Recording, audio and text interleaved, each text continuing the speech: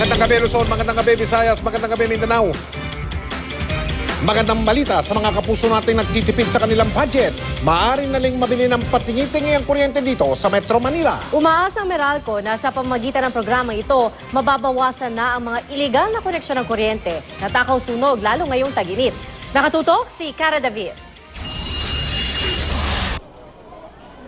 Hindi na lang SIM card ang pwedeng gawing prepaid. Ngayon, pati kuryente, pwede ka nang magpa-load ng tingi-tingi. Ito'y matapos aprubahan ng Energy Regulatory Commission ng kuryente load service ng Meralco. Matagal nang blacklisted sa Meralco ang iskinitang ito dito sa Balik-Balik, Sampaloc, Maynila. Paano ba naman marami sa mga taga rito kung hindi nakakabayad ng kanilang electric bill ay napipilitan mag-jumper o yung magnakaw ng kuryente. Pero ngayon, nagbagong buhay na ang mga taga rito at bawat isa sa kanila meron ng sariling kontador ng kuryente. Yun nga lang, hindi buwanan ang bayad nila sa kuryente, kundi tingi-tingi, prepaid style.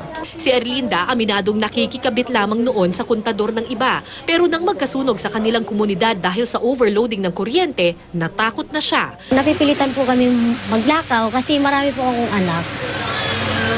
Kailangan po namin ng kuryente kasi Yung jumper. upo. Bakit po kayo nag-decide na mag-kuryente load na dati daw puro jumper daw dito? Puro jumper. Para may iwasan sunog.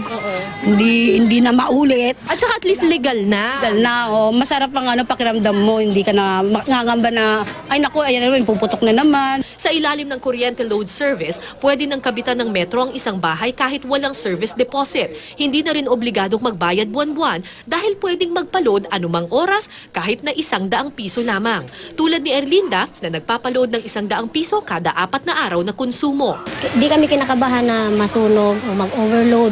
Halimbawa kung wala po kaming pera, hindi kami naaano na baka maputulan yung inaanuhan namin, sinasaksakan namin. Kasi sarili na po namin. Araw-araw makakatanggap ka ng notification sa iyong cellphone kung gaano kalaki ang iyong pinaload at ilang araw pa magtatagal ang kuryente mo. Pag naubos ang load, otomatikong mapuputol ang kuryente at maibabalik din agad sa loob ng 5 minuto kapag nagpa-load ka ng muli sa mga tindahan. Sa mga existing postpaid customers namin na nabibigatan sa pagbayad ng bill, hindi na sila magugulat.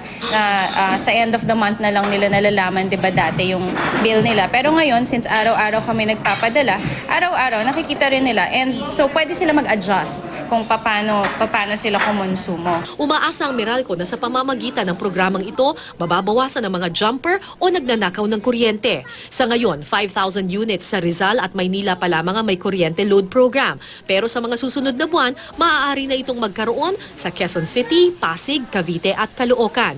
Pati mga condominium, subdivision at government offices, maaari ring lumipat sa kuryente load program kung ayaw na nila ng buwan ng electricity bill. Cara David, Nakatutok, 24 oras.